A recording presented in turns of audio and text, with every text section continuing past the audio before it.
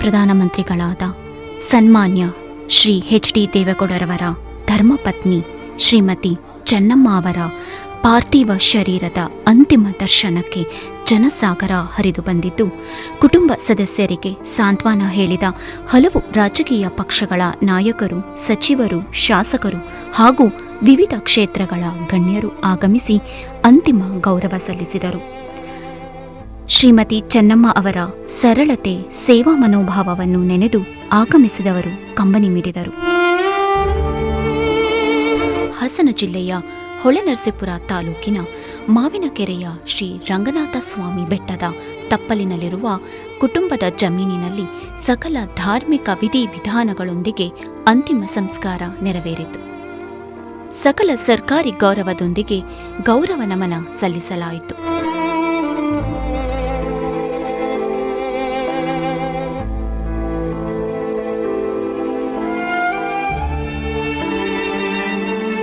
ವೇದ ಮಂತ್ರಗಳ ನಡುವೆ ನಡೆದ ಅಂತಿಮ ವಿಧಿವಿಧಾನಗಳಲ್ಲಿ ಕುಟುಂಬ ಸದಸ್ಯರು ಸಂಪ್ರದಾಯಬದ್ಧವಾಗಿ ಅಂತಿಮ ಕ್ರಿಯೆಗಳನ್ನು ನೆರವೇರಿಸಿದರು.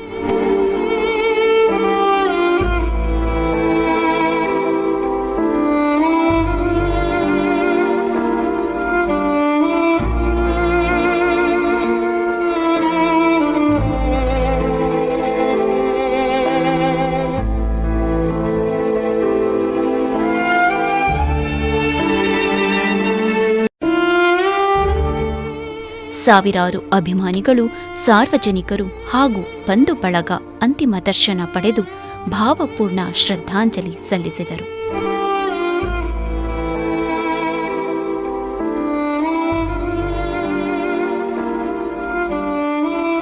ದುಃಖದ ವಾತಾವರಣದಲ್ಲಿ ಅನೇಕರು ಕಣ್ಣೀರಿನ ವಿದಾಯ ಹೇಳಿದರು.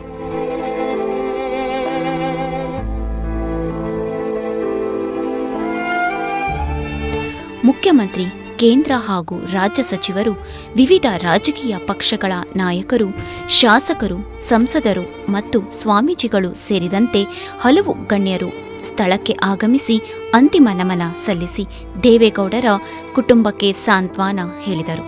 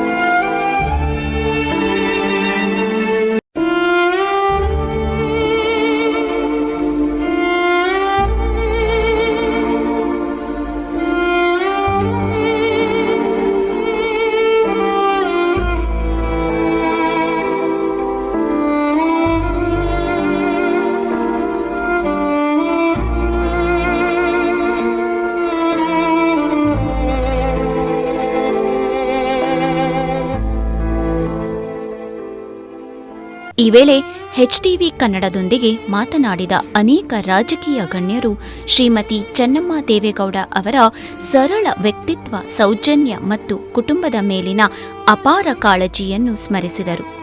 ಅವರ ಅಗಲಿಕೆ ದೇವೇಗೌಡರ ಕುಟುಂಬಕ್ಕೆ ಮಾತ್ರವಲ್ಲ, ರಾಜ್ಯಕ್ಕೂ ತುಂಬಲಾರದ ನಷ್ಟವಾಗಿದೆ ಎಂದು ಸಂತಾಪ ವ್ಯಕ್ತಪಡಿಸಿದರು. ಬಹುಶಃ ನಮಗೆ ಇವತ್ತು ನಾವು ತಾಯಿ ಕಳ್ಕೊಂಡಿರ್ತಕ್ಕಂಥದ್ರಲ್ಲಿ ದುಃಖದಲ್ಲಿ ನಾವಿದ್ದೀವಿ.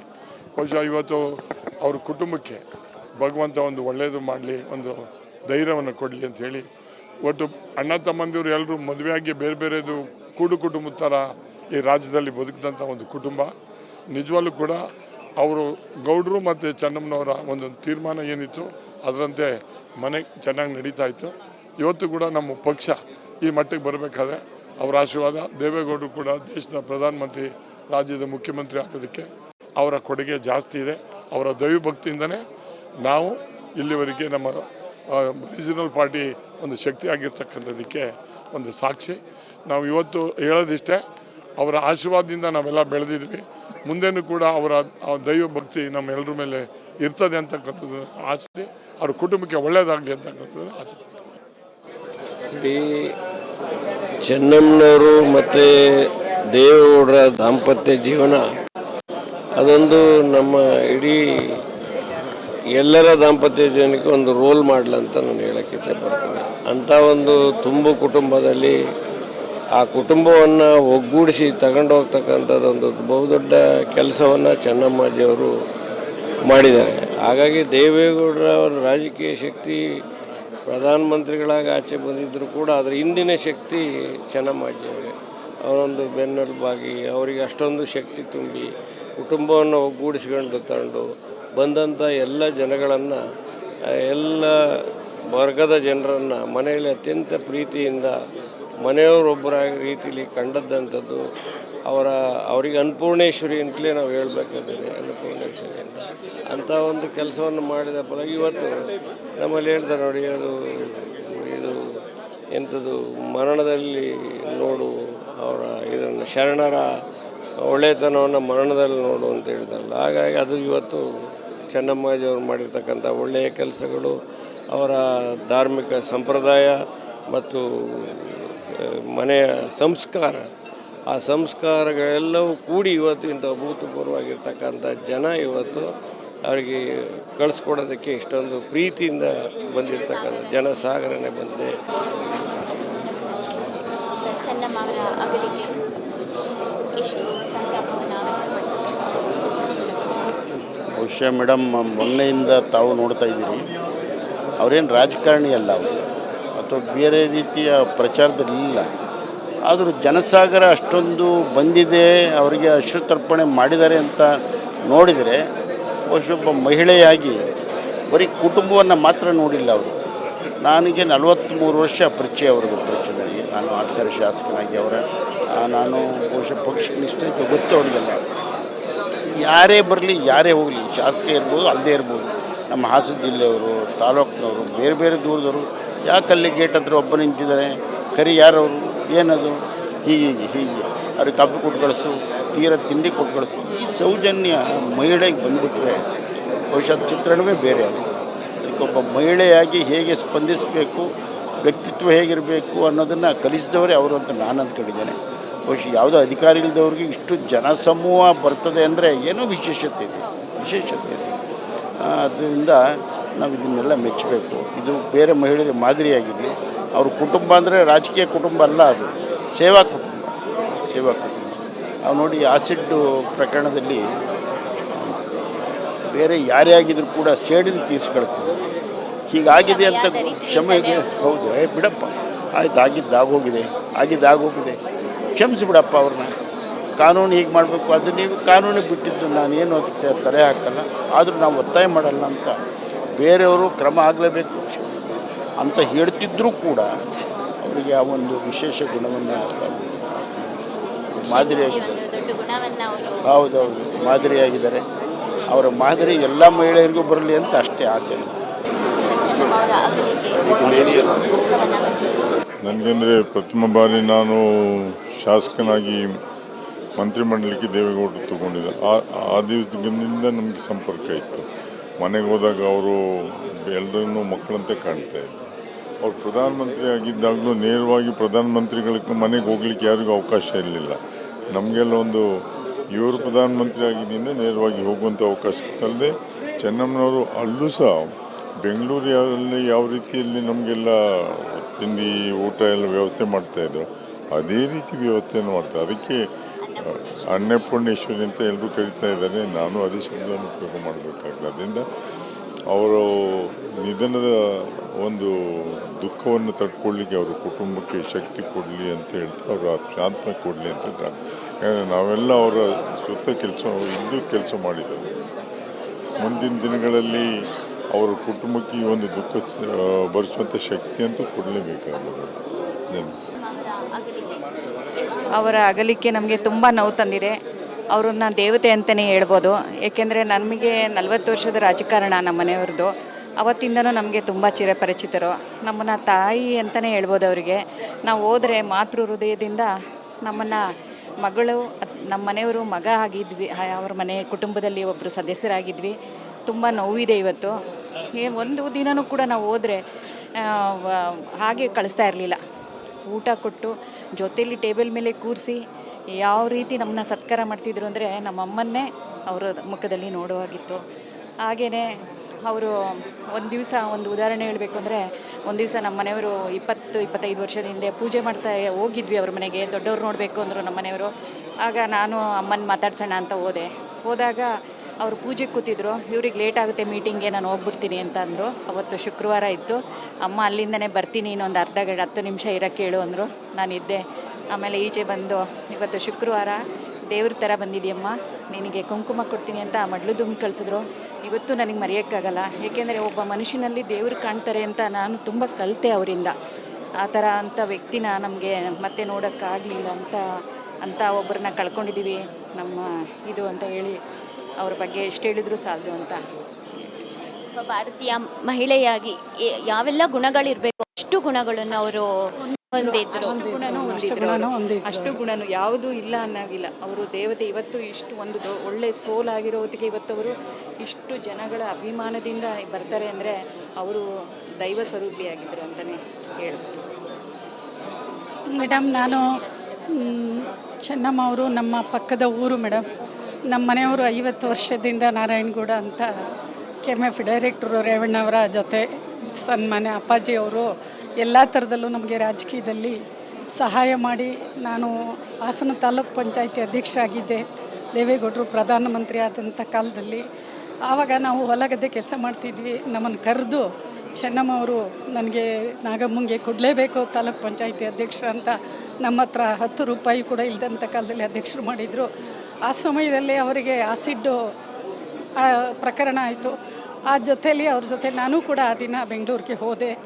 ಅಂದಿನಿಂದ ಇಂದಿನವರೆಗೂ ಅವ್ರ ಕೈಯಲ್ಲಿ ಅವ್ರ ಮಕ್ಕಳನ್ನು, ಅವ್ರ ಮನೆಯವ್ರನ್ನ ಕೇಳ್ದೇ ನನಗೆ ಏನು ಸಹಾಯ ಮಾಡಬೇಕು ಅಂಥದ್ದನ್ನೆಲ್ಲ ಅವರು ಕೂಡ ನನಗೆ ಮಾಡಿಕೊಟ್ರು. ಅದರಿಂದ ಇವತ್ತು ಅವರಿಲ್ಲ ಅನ್ನೋದು ನಮಗೆ ತುಂಬ ದುಃಖ ತರ್ತಾ ಇದೆ ಮೇಡಮ್. ದೇವರು ಅವ್ರಿಗೆ ಆತ್ಮಕ್ಕೆ ಶಾಂತಿ ಕೊಡಲಿ ಅಂತ ಕೇಳ್ಕೊಂತೀನಿ. ತುಂಬ ಥರ ಹೌದು ಮೇಡಮ್, ಕ್ಷಮಾದಾರಿತ್ರಿಯಾಗಿ ಏನೇ ಕೆಲಸನ ಅವ್ರ ಮಗನಾಗಲಿ ಅವ್ರ ಗೌಡ್ರನ್ನಾಗಲಿ ಕೇಳದೆ ನನ್ನ ವೈಯಕ್ತಿಕ ಕೆಲಸನ ಅವರು ಈ ಸಮಾಜದಲ್ಲಿ ನಾನು ಯಾರು ಅಂತ ತಿಳ್ಕೊಳ್ಳೋ ಅಷ್ಟನ್ನು ನಮಗೆ ಸಹಾಯ ಮಾಡಿ ಇವತ್ತು ನಮ್ಮನ್ನು ಹೋದರೆ ಯಾರು ಮಾತಾಡ್ಸೋರು ಅನ್ನೋಷ್ಟು ದುಃಖ ನಮಗೆ ಇವತ್ತು ಬರ್ತಾಯಿತ್ತು. ನಮ್ಮನ್ನು ಕರೆದು ಅವ್ರ ಮಕ್ಕಳಿಗೆ ಪಕ್ಕದಲ್ಲಿ ಕೂರಿಸಿ ಆಮೇಲೆ ನಮ್ಮ ಕಷ್ಟ ಸುಖನ ಕೇಳಿ ನಮಗೇನು ಕೆಲಸ ಆಗಬೇಕು ಎಲ್ಲ ಮಾಡಿ ಕಳಿಸ್ಕೊಡ್ತಾಯಿದ್ರು ಮೇಡಮ್. ಇವತ್ತು ಅವರಿಲ್ಲ ಅನ್ನೋದು ನಮಗೆ ತುಂಬ ದುಃಖ ತಂದಿದೆ. ದೇವ್ರು ಶಾಂತಿ ಕೊಡಲಿ ಅಂತ ಕೇಳ್ತೀನಿ. ಅದಕ್ಕೆ ಕರೆದೆ ಮೇಡಮ್ ನಿಮಗೆ. ಈಗ ನಾನು ಜಿಲ್ಲೆನೇ ಮೇಡಮ್ ನಿರ್ವಾಹಕರಿಲ್ಲದು ಮಹಿಳಾ ಅಧ್ಯಕ್ಷರು ನಾನು. ಅದರಿಂದ ನಮ್ಗೆ ಯಾವತ್ತೂ ಕೂಡ ಮೇಡಮ್ ನಾವು ಹೋದರೆ ಅವ್ರ ಮಕ್ಕಳಿಗೆ ಗೊತ್ತಿಲ್ಲದಂತೆಯೇ ನಮಗೆ ಬೇಕಾದಷ್ಟು ಕೆಲಸನ ಮಾಡಿಕೊಟ್ಟಿದ್ದಾರೆ. ಹಾಗಾಗಿನೇ ಇವತ್ತು ಎಷ್ಟೋ ಜನ ಸಮೂಹ ಹೌದು ಮೇಡಮ್, ಹೌದು ಬಲಗೈ ಕೊಟ್ಟಿದ್ದು ಎಡಗೈ ಗೊತ್ತಾಗಬಾರ್ದು ತಮ್ಮ ಸೇವೆಯನ್ನು ಮಾಡಿದ್ದಾರೆ. ಆ ಥರ ಅವ್ರ ಮಕ್ಕಳಿಗೆ ಗೊತ್ತಿಲ್ಲದಿರೋಂಥ ಕೆಲಸನ ನಮಗೆ ಮಾಡಿಕೊಟ್ಟಿದ್ದಾರೆ ಮೇಡಮ್. ಜನ ಪ್ರೀತಿನ ಗಳಿಸಿದ್ದಾರೆ. ದೇವರು ಅವ್ರಿಗೆ ಒಳ್ಳೆಯದನ್ನು ಅವ್ರ ಮಕ್ಕಳಿಗೆಲ್ಲ ಒಳ್ಳೇದು ಮಾಡಲಿ ಅಂತ ಕೇಳಿಕೊಳ್ತಾರೆ. ಹಿರಿಯ ರಾಜಕಾರಣಿಗಳು ನಮ್ಮೆಲ್ಲರೂ ಮಾರ್ಗದರ್ಶನರಾದಂಥ ಸನ್ಮಾನ್ಯ HD ದೇವೇಗೌಡರವರ ಧರ್ಮಪತ್ನಿಯರವರು ಇವತ್ತು ಆರೋಗ್ಯ ವಿಚಾರದಲ್ಲಿ ಪ್ಲಸ್ ಹಿರಿಯವರಾದ್ರಿಂದ ಅವರು ನಮ್ಮನ್ನ ಬಿಟ್ಟೋಗಿದ್ದಾರೆ. ಅವರ ಕುಟುಂಬಸ್ಥರಿಗೆ ನಾವೆಲ್ಲರೂ ಸೇರಿ, ಅಂದರೆ ಅವ್ರ ಭಕ್ತಾದಿಗಳಿರ್ಬೋದು, ಅವರ ಕಾರ್ಯಕರ್ತರಿರ್ಬೋದು, ನನ್ನ ಅನಿಸಿಕೆ ಒಂದು 6-7 ಶತಮಾನದಿಂದ ಅಂದರೆ 6 to 7 ಡೆಕೇಡ್ಸಿಂದ ಅವ್ರ ಕೈ ಜೋಡಿಸೋದ್ರಿಂದ ಬಂದವರು ಎಲ್ಲರೂ ಅವ್ರ ಪರ ನಿಂತಿದ್ದಾರೆ ಅಂತ ಇವತ್ತು ಅವ್ರ ಪವರ್ ಏನು ಅಂತ ಎಷ್ಟೋ ಜನಕ್ಕೆ ಗೊತ್ತಾಗಿದೆ. ಆ ವಿಚಾರದಲ್ಲಿ ದೇವರು ಅವ್ರ ಕುಟುಂಬಸ್ಥರಿಗೆ ಎಲ್ಲ ರೀತಿಯಲ್ಲಿ ಶಕ್ತಿ ಕೊಡಲಿ ಅಂತ ಕೇಳ್ತೀವಿ. ಅದೇ ರೀತಿಲಿ ನಾನು ಒಂದು ವೈಯಕ್ತಿಕವಾಗಿ ಏನು ಹೇಳಬೇಕು ಅಂತಂದರೆ, ಯಾರಾದರೆ ಸಕ್ಸಸ್ಫುಲ್ ಆಗಿ ಒಬ್ಬ ರಾಜಕಾರಣಿಗಳು ಯಾವುದಾದ್ರೂ ವ್ಯಕ್ತಿ ಆಗಬೇಕು ಅಂತಂದರೆ ಅವ್ರ ಮನೆಯವರು ತುಂಬ ಮುಖ್ಯ. ಆ ವಿಚಾರ ಇಂಗ್ಲೀಷಲ್ಲಿ ನನಗೆ ಗಾದೆ, for every successful man there is a woman behind him. ಆ ವಿಚಾರದಲ್ಲಿ ಸನ್ಮಾನ್ಯ ದೇವೇಗೌಡರ ಬೆಳವಣಿಗೆಗೂ ಅವರ ಎಲ್ಲ ರೀತಿಯಲ್ಲಿ ಕಾಪಾಡ್ಕೊಂಡು ಚೆನ್ನಮ್ಮ ಮೇಡಮ್ ಅವರು ಅದ್ಭುತವಾಗಿ ನೋಡ್ಕೊಂಡಿದ್ದಾರೆ. ಅದೇ ರೀತಿಯಲ್ಲಿ ಹಲವಾರು ಸಾವಿರ ಕುಟುಂಬಸ್ಥರನ್ನು ಅವರು ಸಾಕಿದ್ದಾರೆ ಅಂತ ನನ್ನ ಅಭಿಪ್ರಾಯ. ಮತ್ತೊಮ್ಮೆ ಈ ಕಷ್ಟದ ಸಂದರ್ಭದಲ್ಲಿ ಆ ದೇವರು ಅವ್ರಿಗೆ ಶಕ್ತಿ ಕೊಡಲಿ, ಅವರಿಗೆ ಈ ದುಃಖದಿಂದ ಆದಷ್ಟು ಬೇಗ ಧೈರ್ಯ ಸಿಕ್ಕಲಿ ಅಂತ ನಿಮ್ಮ ಮಾಧ್ಯಮ ಮುಖಾಂತರ ಹೇಳೋಕ್ಕೆ ಇಷ್ಟಪಡ್ತೀನಿ. ಸಾಮಾನ್ಯ ಜನಕ್ಕೆ ಆ ಥರ ಪ್ರೀತಿಯನ್ನು ನಮ್ಮ ಚೆನ್ನಮ್ಮ ಅವರು ನಮಗೆಲ್ಲ ಕೊಟ್ಟಿದ್ದಾರೆ. ನಾನು ಇಷ್ಟೇ ಭಗವಂತನ ಪ್ರಾರ್ಥನೆ ಮಾಡಿ. ಆಮೇಲೆ ದೇವೇಗೌಡರು ಅವ್ರ ಸಂಬಂಧ ನೀವು ನೋಡಿರ್ಬೋದು ಯಾವ ಥರ ಇತ್ತಂತ, ಒಂಥರ ಥರ ಇತ್ತು. ಅವ್ರು ಒಂಥರ ಫ್ರೆಂಡ್ ಇರೋದು ಘಟನೆನ ಸೇರಿಸ್ಕೊಳ್ಳುತ್ತೆ. ದೇವೇಗೌಡರಿಗೆ ಅವ್ರ ಮಕ್ಕಳಿಗೆ ಈ ಸೇರಿಸ್ಕೊಳ್ಳೋ ಶಕ್ತಿ ಕೊಡಲಿ ಅಂತ ಭಗವಂತ ನನ್ನ ಪ್ರಾರ್ಥನೆ. वो केवल एक परिवार की नहीं, सबकी माँ थी। यहाँ सबको स्नेह और प्रेम करने वाली, आत्मीयता बरसाने वाली अम्मा हमेशा एक जैसी रही। देवेगौड़ा जी मुख्यमंत्री बने, प्रधानमंत्री जी बने, लेकिन अम्मा नहीं बदली। वो सबके लिए वैसी ही रही। उनके बेटे 2 बार मुख्यमंत्री बने, कुमार स्वामी जी, लेकिन अम्मा नहीं बदली। वो सबके लिए सहज रूप से उपलब्ध थी, प्रेम करने वाली। परिवार के कई लोग भी अनेक पदों पर रहे, लेकिन अम्मा का व्यवहार हमेशा सबके साथ प्रेम का रहा, स्नेह का रहा। सबको वो अपना परिवार मानती थी। और अगर कोई घर आ गया तो भोजन किए बिना या कुछ ना कुछ खिलाए बिना जाने नहीं देती थी। और इसलिए वो एक परिवार की नहीं, वो सब परिवार की हो गई थी। ऐसी स्नेहमयी, ममतामयी माँ को मैं अपनी ओर से श्रद्धा के सुमन उनके चरणों में अर्पित करता हूँ। माननीय प्रधानमंत्री जी की ओर से, भारतीय जनता पार्टी की ओर से उनके चरणों में सत सत नमन। भगवान दिवंगत आत्मा को शांति दे और उनके परिवार और उनसे प्रेम करने वाले उनके स्नेही जनों को ये गहन दुख सहन करने की क्षमता दे। ओम शांति। ನಮ್ಮ ಶ್ರಾದ್ದದ ಕಾರ್ಯಕ್ರಮ ಮಾಡ್ತಕ್ಕಂಥ ಪುರೋಹಿತರು ಒಂದು ಮಾತು ಹೇಳಿದ್ರು, ನನ್ನಿಂದ ಏನಾದರೂ ತಪ್ಪು ಮಾಡಿದರೆ ಅದರ ಜೊತೆಗೆ ಮನಸ್ಸಿಗೆ ನೋವು ಕೊಟ್ಟಿದ್ರೆ ನನ್ನನ್ನು ಕ್ಷಮಿಸೋ ತಾಯಿ ಅಂತ ಹೇಳಿ ತಾಯಿಗೆ ಕೇಳ್ಕೊಳ್ಳಿ ಇಂತಕ್ಕಂಥ ಮಾತು ಹೇಳಿದ್ರು. ಹಲವಾರು ಸಂದರ್ಭದಲ್ಲಿ ಅರಿದೇನೋ ಕೆಲವು ತಪ್ಪುಗಳನ್ನು ಮಾಡಿದ್ದೇವೆ. ಇವತ್ತು ಆ ಪದವನ್ನು ಬಳಸಿದಾಗ ನನ್ನ ಹೃದಯದಲ್ಲಿ ನನ್ನಿಂದ ಏನಾದರೂ ಒಂದು ತಪ್ಪುಗಳಾಗಿದ್ದು ನಿಮ್ಮ ಹೃದಯಕ್ಕೆ ನಾನು ನೋವು ಕೊಟ್ಟಿದ್ದರೆ ಕ್ಷಮಿಸ್ತಕ್ಕಂಥದ್ದಕ್ಕೆ ಬೇಡ್ಕೊಂಡಿದ್ದೇನೆ. ಆದರೆ ಇಂದಿನ ದಿನಗಳಲ್ಲಿ ನನ್ನಿಂದ ಏನಾದರೂ ನೋವು ಕೊಟ್ಟಿರ್ತಕ್ಕಂಥದ್ದು ಕೆಲವು ವಿಷಯಗಳಲ್ಲಿ ಮತ್ತೆಂದು ಅವರ ಆತ್ಮಕ್ಕೆ ನನ್ನಿಂದ ಅಪಚಾರ ಆಗದೇ ಇರ್ತಕ್ಕಂಥ ರೀತಿಯಲ್ಲಿ ನನ್ನ ಬದುಕು ಮುಂದಿನ ಭಗವಂತ ನನಗೆ ಕೊಟ್ಟಂಥ ಆಯಸ್ಸೇನಿದೆ, ಪ್ರತಿನಿತ್ಯ ಪ್ರತಿ ಕ್ಷಣ ನನ್ನ ತಾಯಿ ಯಾವ ರೀತಿ ಬದುಕಿದ್ರು ಅದೇ ಮಾರ್ಗದಲ್ಲಿ ನಡೆಯತಕ್ಕಂಥ ಒಂದು ಸಂಕಲ್ಪ ಮಾಡಿದ್ದೇನೆ. ಪ್ರಮುಖವಾಗಿ ಒಂದು ವಿಷಯದಲ್ಲಿ ನನಗೆ ಸದಾ ಹೇಳ್ತಾ ಇದ್ದರು, ಮನುಷ್ಯನಲ್ಲಿ ಕೆಲವು ಸಂದರ್ಭದಲ್ಲಿ ಆಗ್ತಕ್ಕಂಥ ವಿಷಯಗಳಲ್ಲಿ ಅವರು ನನಗೆ ಹಲವಾರು ಬಾರಿ ಸಲಹೆಯನ್ನು ಕೊಟ್ಟಿದ್ದಾರೆ. ಅದನ್ನು ನನಗೆ ದಯಪಾಲಿಸಿದ್ದಾನೆ. ಅದರಿಂದ ಇವತ್ತಿನ ನನ್ನ ಒಂದು ಸಂಕಲ್ಪ, ಈ ಭೂಮಿಯಲ್ಲಿ ನನಗೆ ಇರ್ತಕ್ಕಂಥ ಕ್ಷಣಗಳು ಈ ನಾಡಿನ ಬಡವರಿಗೆ, ಈಗಾಗಲೇ ನಾನು ನನ್ನ ಜೀವನದ ಕಾರ್ಯರೂಪಕ್ಕೆ ತರ್ತಕ್ಕಂಥದ್ರಲ್ಲಿ ನಡ್ಕೊಂಡಿದ್ದೇನೆ. ಆ ವಿಶ್ವಾಸದಿಂದ ನಾನು ಹೇಳ್ತಾ ಇದ್ದೇನೆ. ಆದರೆ ನನ್ನಿಂದ ಹಲವಾರು ರೀತಿಯಲ್ಲಿ ನನ್ನ ತಾಯಿಗೆ ಸಂತೋಷವನ್ನು ಕೊಟ್ಟಿದ್ದೇನೆ. ಆದರೆ ಒಂದು ಸಂದರ್ಭ ಇವತ್ತು ನಾನು ನೆನೆಸ್ಕೊಳ್ಳಕ್ಕೆ ಬಯಸ್ತೀನಿ. 2006 ನಾನು ಮುಖ್ಯಮಂತ್ರಿ ಆಗ್ತಕ್ಕಂಥ ಒಂದು ಸನ್ನಿವೇಶ. ಅವತ್ತು ನಮ್ಮ ಪುಟ್ಟರಾಜು ಅವರು ಇಲ್ಲೇ ಇರಬೇಕು, ನನ್ನ ಜೊತೆ ಇಲ್ಲೇ ಇದ್ದರು. ಬೆಳಗ್ಗೆಯಿಂದ ಒಂದು ಮಾತು ಹೇಳಿದ್ರು ನನಗೆ, ಬೇಡಪ್ಪ ನಿನ್ನ ತಂದೆಗೆ ನೋವು ಕೊಡಬೇಡ ಅಂತಕ್ಕಂಥದ್ದು. ಮತ್ತೊಂದು ಮಾತು ಹೇಳಿದ್ರು, ಕಲಿಯುಗದ ರಾಮ ಆಗಬೇಡ. ಹಿಂದೆ ದಶರಥ ರಾಮ ತಂದೆಯ ಒಂದು ಗೌರವ ಉಳಿಸ್ಲಿಕ್ಕೆ ಯಾವ ರೀತಿ ತೀರ್ಮಾನ ಮಾಡಿದ, ಆ ಒಂದು ನಡೆಯಲ್ಲಿ ನಡೆಯಪ್ಪ ಅಂತಕ್ಕಂಥ ಮಾತು ಹೇಳೋದಂಥದ್ದು ಇವತ್ತು ನನ್ನ ಹೃದಯದಲ್ಲಿದೆ. ಆದರೆ ನಾನು ಅವತ್ತು ಆ ಒಂದು ತೀರ್ಮಾನ ತೆಗೆದುಕೊಂಡಂಥದ್ದೇನಿದೆ, ಬಡವರಿಗೆ ಸಹಾಯ ಮಾಡಿದ್ದೇನೆ, ನಾಡಿಗೆ ಪ್ರಾಮಾಣಿಕವಾಗಿ ಕೆಲಸ ಮಾಡಿದ್ದೇನೆ. ನನ್ನ ತಾಯಿಗೆ, ನನ್ನ ತಂದೆಗೆ ನಂತರ ಒಂದು ಒಳ್ಳೆಯ ಕೆಲಸ ಮಾಡಿದ್ದಾನೆ ಅಂತಕ್ಕಂಥ ಒಂದು ಅವರ ಭಾವನೆಯನ್ನು ಮೂಡಿಸಿದ್ದೇನೆ. ನನ್ನ ತಾಯಿ ಇವತ್ತು ಈ ನೆಲದಲ್ಲಿ ಇವತ್ತೇನು ಮಣ್ಣಲ್ಲಿ ಮಣ್ಣಾಗಿದ್ದಾರೆ. ನನ್ನ ತಾಯಿಗೆ ಎಂದೂ ಒಂದು ಸಣ್ಣ ಚ್ಯುತಿ ತರದೆ ನನ್ನ ತಾಯಿ ನಡೆದಂಥ ದಾರಿ ನಡೆಯಬೇಕು ಅನ್ನೋದು ನನ್ನ